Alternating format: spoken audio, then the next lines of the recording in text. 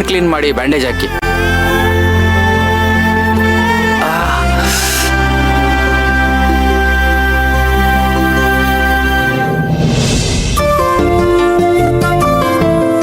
ಅಲ್ಲ ಅರ್ಜುನ್, ನೀನ್ ಫೋನ್ ಮಾಡಿ ನನಗೆ ಬೇರೆ ಏನೋ ಹೇಳಿದೆ.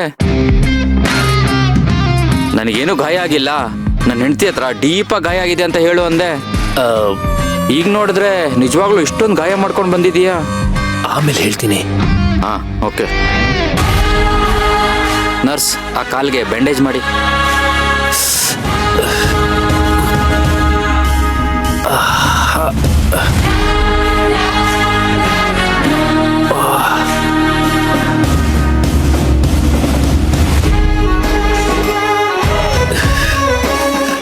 ಯಾವುದೋ ಒಂದು ಭಯ ಅವ್ರ ಮನಸ್ಸಲ್ಲಿದೆ, ಅದಕ್ಕೆ ಅವರು ಆಗಾಗ ಈ ರೀತಿ ಆಡ್ತಿದ್ದಾರೆ.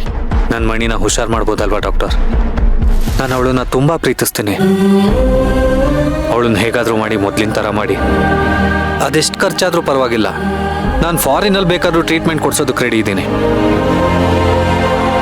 ಪ್ಲೀಸ್, ಏನು ಮಾಡಬೇಕು ಅಂತ ಹೇಳಿ.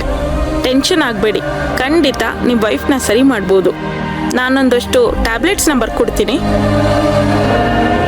ಅವರಿಗೆ ಹಿಪ್ನಾಟಿಸಮ್ ಮಾಡಿ ಮನಸ್ಸಿಗೆ ಪಾಸಿಟಿವ್ ಸಜೆಷನ್ ಕೊಟ್ಟರೆ ಒಳಗಿರೋ ಭಯ ನಿಧಾನಕ್ಕೆ ಆಚೆ ಬರುತ್ತೆ, ಆಗ ನಿರಾಳ ಆಗ್ತಾರೆ.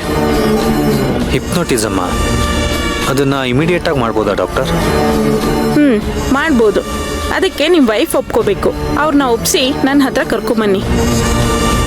ಸರಿ ಡಾಕ್ಟರ್. ಸರಿ, ನಾನೊಂದಿಷ್ಟು ಮೆಡಿಸಿನ್ನ ಬರ್ಕೊಡ್ತೀನಿ. ಅವ್ರಿಗೆ ದಿನ ಕೊಡಿ. ಅವ್ರಿಗೆ ಆಂಗ್ಸೈಟಿ ಕಮ್ಮಿಯಾಗಿ ನೆಮ್ಮದಿಯಾಗಿ ನಿದ್ದೆ ಬರುತ್ತೆ.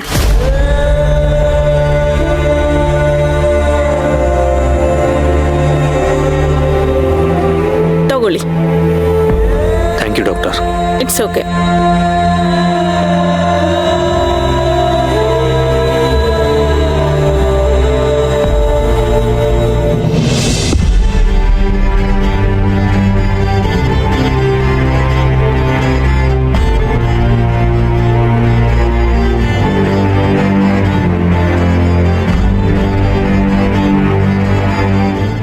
ಎಷ್ಟು ನಂಬಿದೆ ಕರ್ಣ, ನಿಮ್ಮೇಲೆ ಇಟ್ಟಿದ್ದ ನಂಬಿಕೆನ ನೀವು ಸುಳ್ಳು ಮಾಡ್ಕೊಂಡ್ಬಿಟ್ರಿ.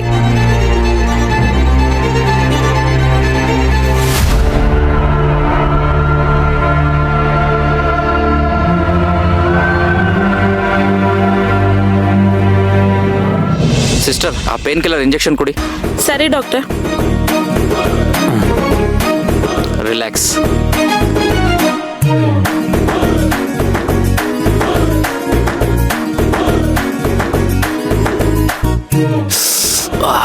ಏನಾಗಲ್ಲ, ಏನಾಗಲ್ಲ.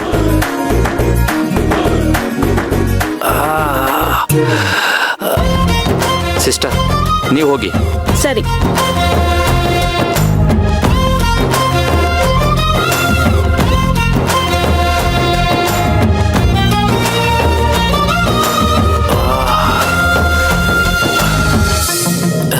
ಹೇಳಪ್ಪ, ಈಗೇನಾಯ್ತು ಹೇಳಿ ವಿಷಯ.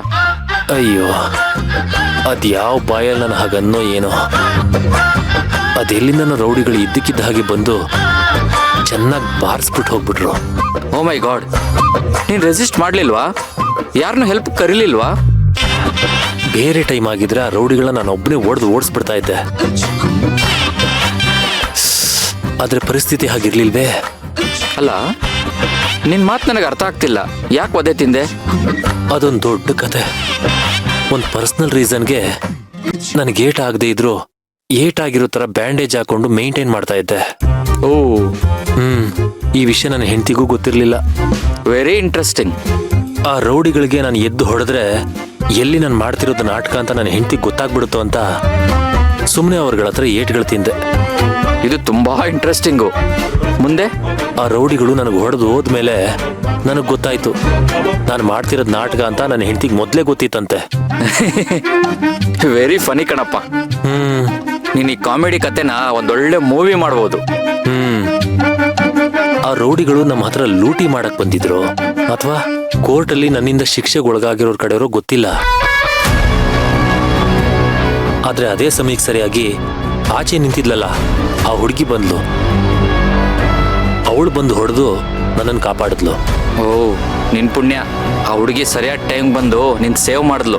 ಇಲ್ಲ ಅಂದ್ರೆ ತುಂಬಾ ಇಂಜರೀಸ್ ಆಗಿರೋದು. ಈಗ ನಿನ್ಗಾಗಿರೋ ಇಂಜರಿಗೆ ಮಿನಿಮಮ್ 10 ದಿನ ಕೂತ್ ಜಾಗ ಬಿಟ್ಟು ಅಲ್ಲಾಡಂಗಿಲ್ಲ, ಫುಲ್ ರೆಸ್ಟು. 10 ದಿನನಾ? ಡಾಕ್ಟ್ರೇ ಪ್ಲೀಸ್. ನಿನಗೆ ಇಷ್ಟೊಂದು ಇಂಜರಿ ಆಗಿರೋದ್ರಿಂದ ನಿನ್ನ ಫ್ರೆಂಡ್ಶಿಪ್ಪು ಕೆಲ್ಸಕ್ಕೆ ಬರಲ್ಲ. ಈಗಿಲ್ಲಿ ನಾನು ಡಾಕ್ಟ್ರು, ನೀನು ಪೇಷಂಟು. ನಾನೇನು ಹೇಳ್ತೀನಿ ಅದನ್ನ ನೀನು ಕೇಳಬೇಕು, ಅರ್ಥ ಆಯ್ತಾ?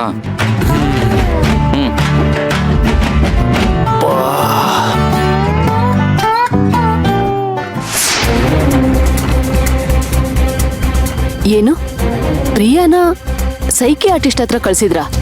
ಅಲ್ಲ ರೀ, ನನ್ಗೂ ವಿಷಯ ತಿಳ್ಸೋದ್ ತಾನೆ. ತಿಳ್ಸಿದ್ರೆ ನೀನೇನೆ ಮಾಡ್ತಿದ್ದೆ? ಅತ್ತೆ, ಪ್ರಿಯಾಗೆ ನಿಜ ಹೇಳೋಕೆ ಟ್ರೈ ಮಾಡ್ತಿದ್ದೆ, ಇಲ್ಲಾಂದ್ರೆ ನಾನು ಅವ್ರ ಜೊತೆ ಹೋಗ್ತಿದ್ದೆ. ನೀವಿಬ್ರು ನನ್ನ ಹತ್ರ ವಿಷಯನ ಮುಚ್ಚಿಟ್ರಿ.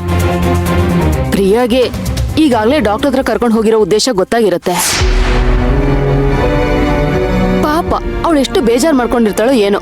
ಛೇ, ಪ್ರತಾಪ, ಕರ್ಣಗೊಂದ್ಸತಿ ಫೋನ್ ಮಾಡಿ ವಿಚಾರಿಸು. ಅಮ್ಮ ಈಗಾಗ್ಲೇ 2-3 ಸಲ ಫೋನ್ ಮಾಡಿದಿರಮ್ಮ, ಲೈನ್ ಕನೆಕ್ಟ್ ಆಗ್ತಿಲ್ಲ, ನಾನೇನ್ ಮಾಡ್ಲಿ? ನಾನೇ ಒಂದ್ಸಲ ಪ್ರಿಯಾಗ್ ಟ್ರೈ ಮಾಡ್ತೀನಿ. ಮಾವ,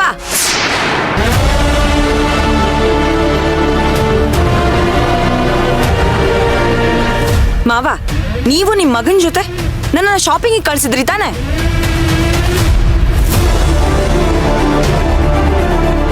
ಹೌದಮ್ಮ. ಸುಳ್ಳು, ನಿಜ ಹೇಳಿ, ಎಲ್ಲಿ ಕಳ್ಸಿದ್ರಿ?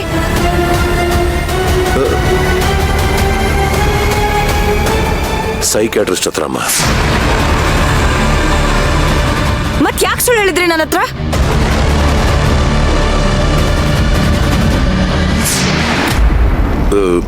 ಮಾತಾಡ್ಬಿಡಿ ನೀವು. ನನಗೆ ಗೊತ್ತು ನಿಮ್ಮನ್ನ ನಾನು ಕಂಡ್ರೆ ಆಗಲ್ಲ ಅಂತ. ನನ್ನ ಹತ್ರ ಸುಳ್ಳು ಹೇಳಿ ನಿಮ್ ಫ್ರೆಂಡ್ ಹತ್ರ ಅಪಾಯಿಂಟ್ಮೆಂಟ್ ತಗೊಂಡು ಕರ್ಣನ್ ಜೊತೆ ನನ್ನ ಕಳಿಸಿ ನನ್ನ ಹುಚ್ಚಾಸ್ಪತ್ರೆಗೆ ಸೇರಿಸ್ಬೇಕು ಅನ್ಕೊಂಡಿದೀರಾ? ಚೇಚೆ, ಹಾಗ್ಯಾಕೆ ಅನ್ಕೋತೀಯ ಪ್ರಿಯಾ? ಅಲ್ಲ ಪ್ರಿಯಾ, ಸೈಕಿಯಾಟ್ರಿಸ್ಟ್ ಹತ್ರ ಹೋದವರೆಲ್ಲ ಹುಚ್ಚರು ಅಂತ ಯಾಕೆ ಅನ್ಕೋತೀಯ ನೀನು? ಆದ್ರೆ ಇವ್ರು ನನ್ನನ್ನ ಹುಚ್ಚಿ ಅಂತ ಡಿಸೈಡ್ ಮಾಡೇ ಬಿಟ್ಟಿದ್ರಲ್ಲ. ಇಲ್ಲ ಅಂದಿದ್ರೆ ಪ್ರಿಯಾ ಈ ರೀತಿನಮ್ಮ ಒಂದ್ಸತಿ ಸೈಕಿಯಾಟ್ರಿಸ್ಟ್ ಹತ್ರ ಹೋಗ್ಬಾ ಅಂತ ತಿಳಿಸಿ ಹೇಳ್ತಾ ಇದ್ರು, ಕನ್ವಿನ್ಸ್ ಮಾಡಕ್ ನೋಡ್ತಾ ಇದ್ರು. ಅದನ್ ಬಿಟ್ಟು ಮಗನ್ ತಲೆ ಕೆಡಿಸಿ ನನ್ನ ಹುಚ್ಚಾಸ್ಪತ್ರೆ ಸೇರ್ಸಕ್ ಪ್ಲಾನ್ ಮಾಡಿದೀರಾ? ಅಯ್ಯೋ ದೇವ್ರೆ, ಬಿಡ್ತೋನೆ, ನಿನ್ಗೆ ಒಳ್ಳೇದಾಗ್ಲಿ ಅಂತಾನೆ ಅವ್ನು ಮಾಡಿದ್ದು. ನೆಟ್ಗಿರೋಣ ಸೈಕಾಟ್ರಿಸ್ಟ್ ಅಂತ ಕಳ್ಸೋದು ನನ್ಗೆ ಹೇಗೆ ಒಳ್ಳೇದಾಗುತ್ತೆ ಅಜ್ಜಿ?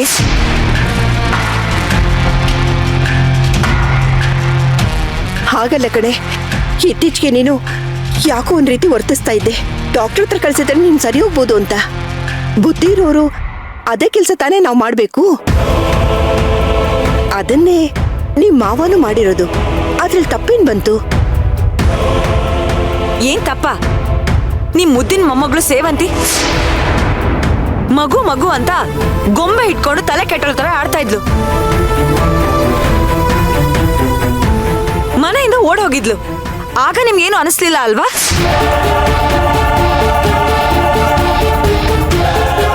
ಆಗ ಅವಳ ಮೇಲೆ ಅನ್ಕೊಂಬಂದ್ ಮಳೆನೇ ಸುರಿಸ್ಬಿಟ್ರಿ. ನಾನು ಅಂದ್ರೆ ಅಷ್ಟು ಸದರಣ ನಿಮ್ಗೆ? ಏನೋ 1-2 ಸತಿ ಕೆಟ್ಟ ಕನಸು ಬಿದ್ದಿದೆ ಅಂತ ಹೆದರ್ಕೊಂಡ್ರೆ ನನಗೆ ತಲೆ ಕೆಟ್ಟಿದೆ ಅಂತ ನನಗೆ ಹಣಪಟ್ಟಿ ಕಟ್ಬಿಟ್ರಾ?